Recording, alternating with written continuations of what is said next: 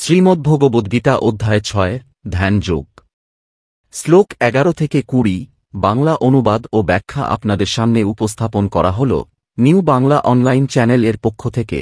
যদি আপনাদের ভালো লেগে থাকে তবে অবশ্যই লাইক, কমেন্টস ও সাবস্ক্রাইব করবেন।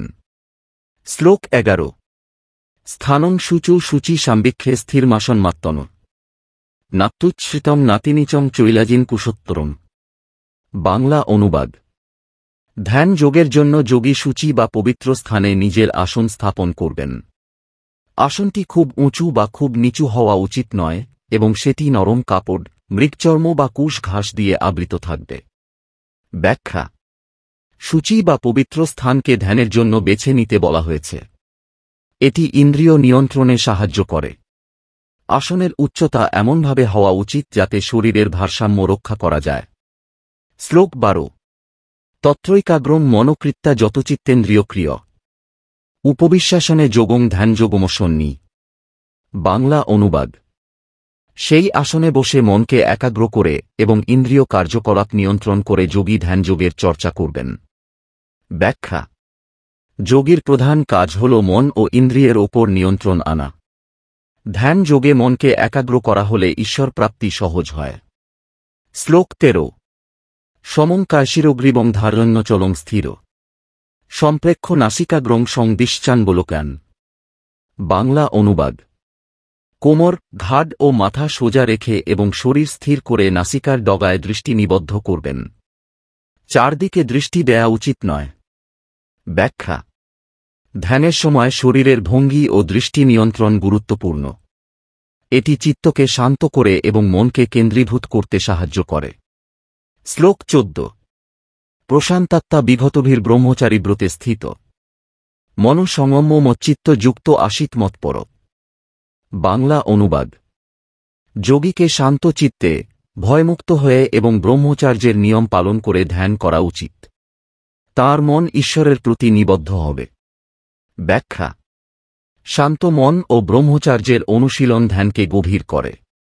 এখানে ভক্তিযোগের মাধ্যমে ঈশ্বরের প্রতি সমর্পণ নির্দেশ করা হয়েছে। শ্লোক ১৫ যুঞ্জন্যেবং সদাত্মানং যোগী নিয়তমানসা শান্তিং নির্বাণ পরমাং মৎসংস্থানধিগচ্ছতি।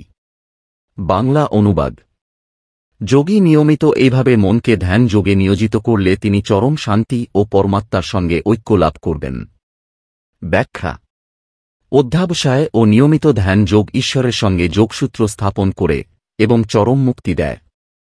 শ্লোক ১৬ নাত্যস্নতস্তু যোগস্তিন চৈকান্তমস্নত ন চাতি স্বপ্নশীলস্য জাগ্রত নৈবচার্জুন। বাংলা অনুবাদ অত্যধিক আহারী বা একেবারে উপবাসী হলে যোগ সাধনা সম্ভব নয়। একইভাবে অতিরিক্ত নিদ্রা বা নিদ্রাহীনতা যোগ সাধনায় বাধা সৃষ্টি করে। ব্যাখ্যা যোগে মধ্যপন্থা অবলম্বন করতে বলা হয়েছে। শারীরিক ও মানসিক ভারসাম্য ধ্যানের জন্য অপরিহার্য। শ্লোক ১৭ যুক্তাহার বিহারস্য যুক্তচেষ্টস্য কর্মসু যুক্ত স্বপ্নাবোধস্য যোগো ভবতি দুঃখহা। বাংলা অনুবাদ যিনি আহার, বিহার, কর্ম, নিদ্রা ও জাগরণে সংযমী তাঁর যোগ দুঃখ দূর করে। ব্যাখ্যা সংযমিত জীবনযাপন ধ্যান যোগের মূল ভিত্তি। এটি শারীরিক ও মানসিক কষ্ট দূর করে। শ্লোক ১৮ যদা বিনিয়তং চিত্তমাত্মন্যেবাবতিষ্ঠতে নিঃস্পৃহ সর্বকামেভো যুক্ত ইতুচ্যতে তদা। বাংলা অনুবাদ যখন মন আত্মার মধ্যে স্থিত থাকে এবং সমস্ত কামনা ত্যাগ করে তখন তাকে যোগী বলা হয়। ব্যাখ্যা সকল ইন্দ্রিয় বাসনা ত্যাগ করে আত্মা উপলব্ধি যোগীর লক্ষ্য। এটি তাঁকে স্থিত প্রজ্ঞা দেয়। শ্লোক ১৯ যথা দীপো নিবাস্তস্থ নলিঙ্গতে সো উপমাশ্রিতা যোগিন যচিত্তস্য যুঞ্জত যোগমাত্তন। বাংলা অনুবাদ যেমন বাতাসের ঝাপটায় স্থির বাতিদ্বীপ নড়ে না, তেমনি যোগীর একাগ্রচিত্তে আত্মা স্থিত থাকে। ব্যাখ্যা স্থিরচিত্ত ধ্যানের চূড়ান্ত অবস্থার প্রতীক। এটি যোগীর মনকে অচঞ্চল ও স্থির রাখে। শ্লোক ২০ যত্র পরমতে চিত্তং নিরুদ্ধং যোগসেবয়া যত্র চৈবাত্মনাত্মানং পশ্যন্নত্বনি তুষ্টতি।